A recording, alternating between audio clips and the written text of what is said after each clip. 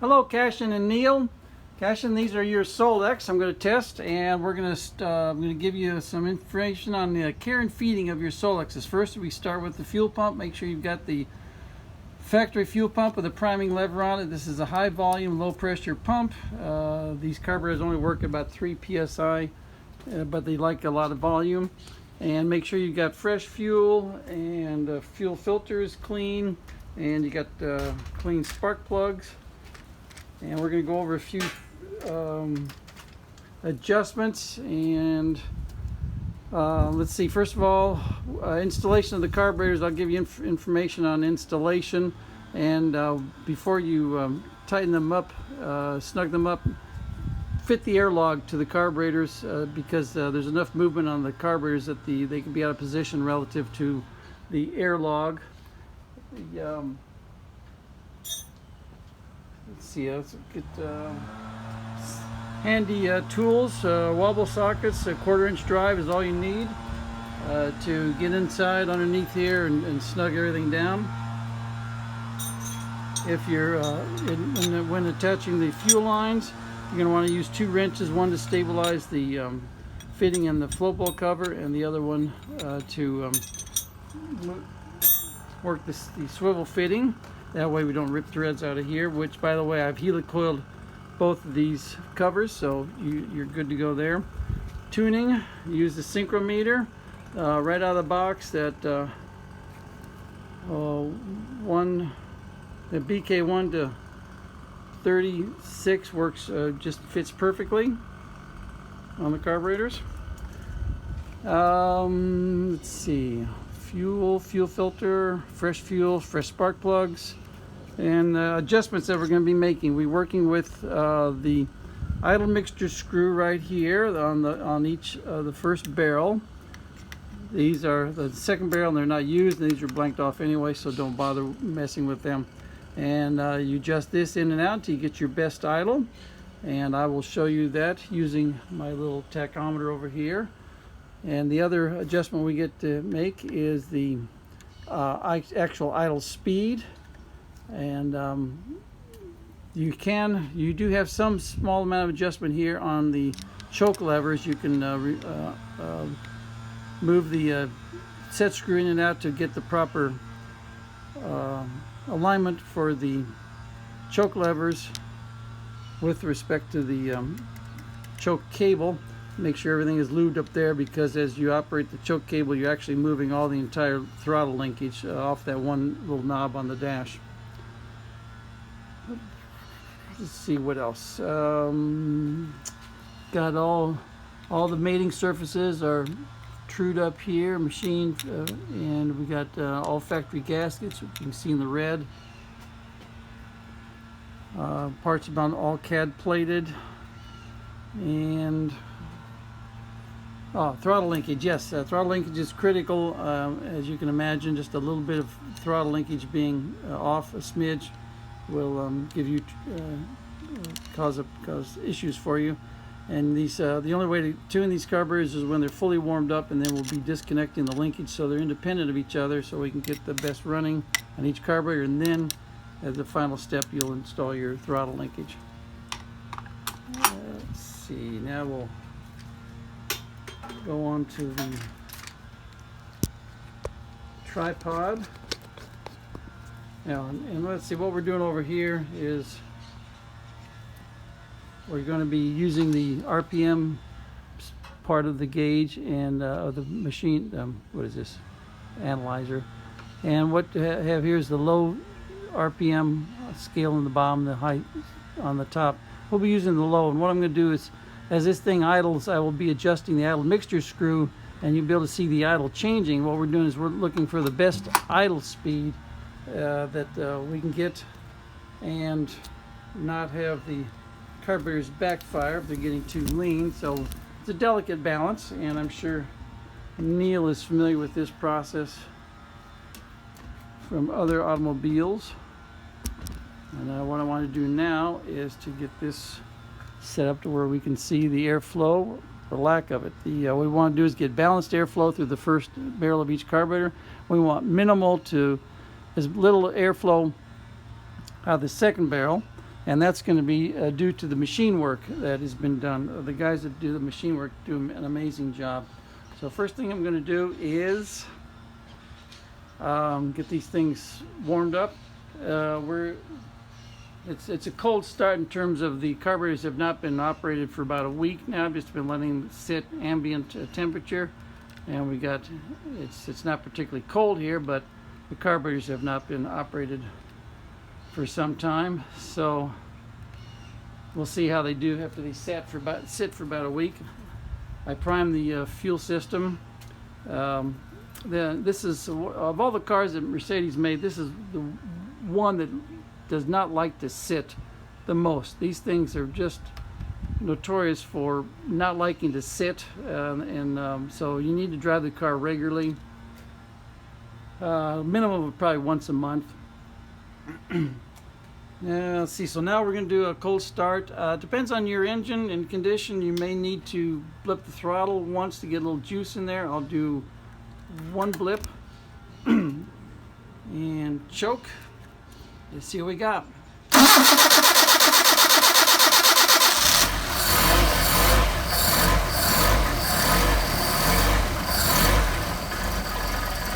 Not bad for sitting for a week. Remember, it's not a fuel injected car. I like to joke that these French Solex are the reason that fuel injection was invented. Anyway, so now we're going to get this thing warmed up.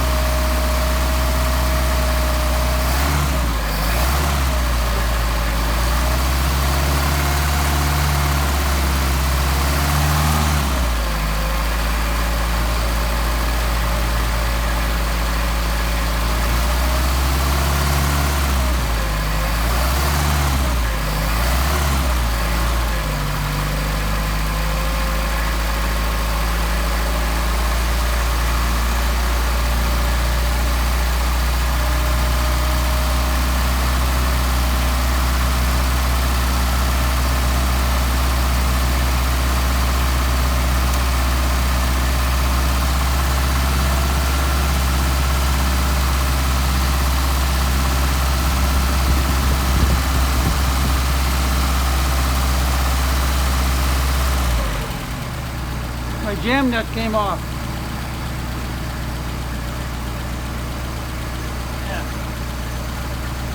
Guess I'll need to recheck my effort here. Anyway, we are warmed up. Got the temperature. Alright. Going to disconnect the linkage. First of all, well, we've already tuned them up, but what we're going to do is disconnect the linkage and check our airflow. We want minimal airflow through the second barrel of each carburetor. That one still needs some adjustment, and that comes from the little set screw back here, which I will show you in a little bit. So Got minimal airflow. Now we want to have uniform airflow through first barrel of each carburetor, 6 and 6. And obviously I've already adjusted these so that we got an idle of about 750, 775. And we're going to start adjusting the idle mixture screw to show you what that does. And first you can listen to it, and then we'll see it on the, well, you can hear it at the same time. We'll view it on the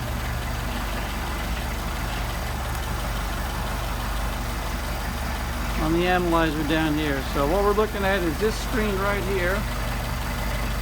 And so as I adjust, you will see the idle change. And what we want to do is get the best running by when we adjust the idle screw in and out.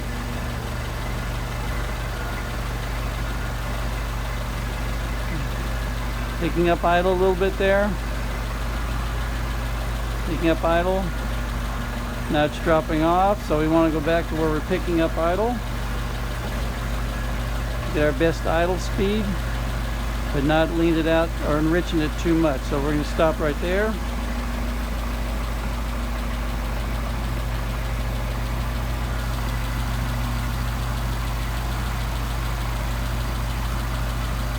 Do the other carburetor.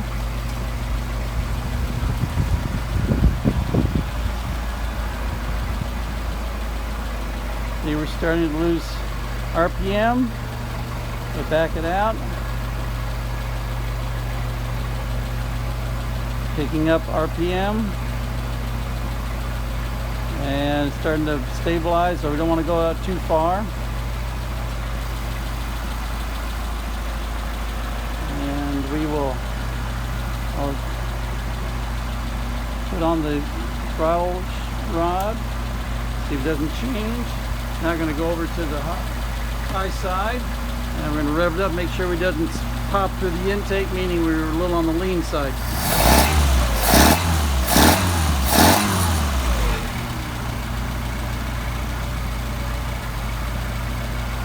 Alright.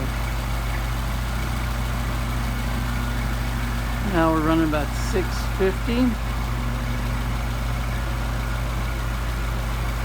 And what we're going to do for fun, the high idle before was because the second barrel was pulling too much air, and I'm going to show you the adjustment for that in just a minute. Now just for fun, well, let's see, let's go back here. I'm going to idle it down to see how low this thing will idle.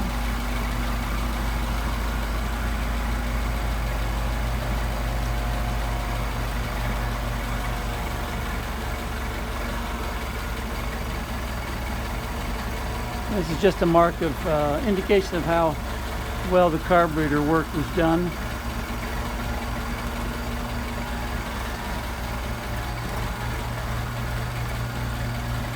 There's 500.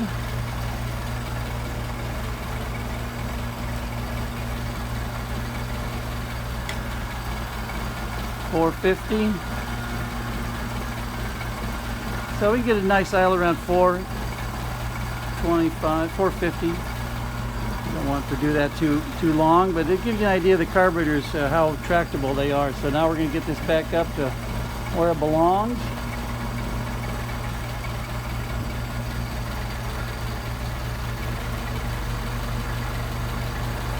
$750 to $1,000. It just depends on your personal preference.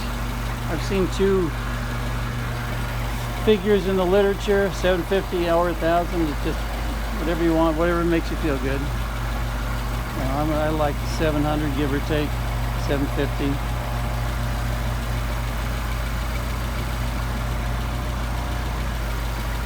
All right, 700. I'm gonna leave it there. It's just a smidge. All right, so let's go back to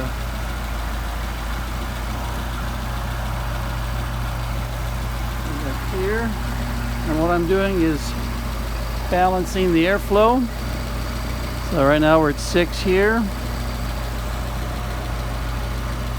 a little bit over 6 there, so I'm going to bump this one up just a smidge. Now we're almost 700 RPM. So we got needle width over 6. needle width over 6, so we're good there. We're balanced. Hook our linkage up, make sure nothing changes.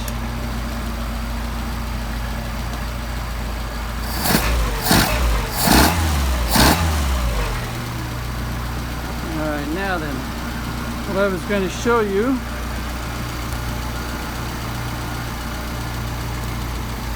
is the relationship of this follower screw right here and the idle adjustment. So when you accelerate and open up the second barrel, do some better camera work here, sorry. Alright, when you accelerate and open up the second barrel and then you chop the throttle, well, this little set screw and jam screw right here is attached to the first barrel throttle shaft, but this screw right here impinges on a pin that is attached to the second barrel throttle shaft, and that's what artificially closes the second barrel. And what you want is just the smallest amount of movement. That's too much, and so what you do is you come in here, undo this,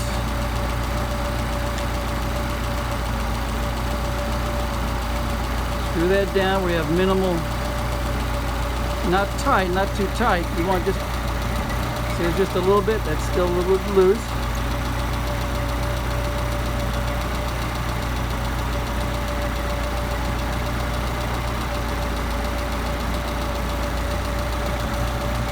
That's pretty good right there.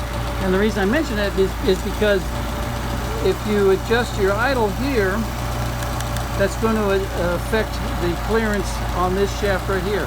So if you're adjusting your idle, you need to adjust, make sure you're good here, because this pin has got to shut this throttle plate, and that's what that's what gives you your smooth idle, is not having this second barrel open. As you can tell when I move it, see how rough the engine is? So.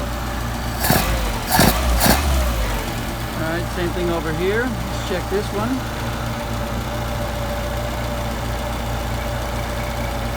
Barely any movement, so we're good there. Now we'll I'm competing with the yard people doing the yard next door. I'll do a hot start.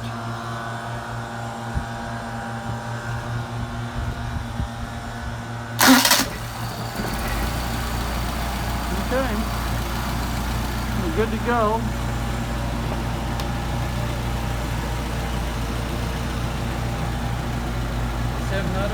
RPM, repeatable. So I think I've got a good set of carburetors for you. Thank you for your patience, and thank you for sending them to me all the way from Singapore.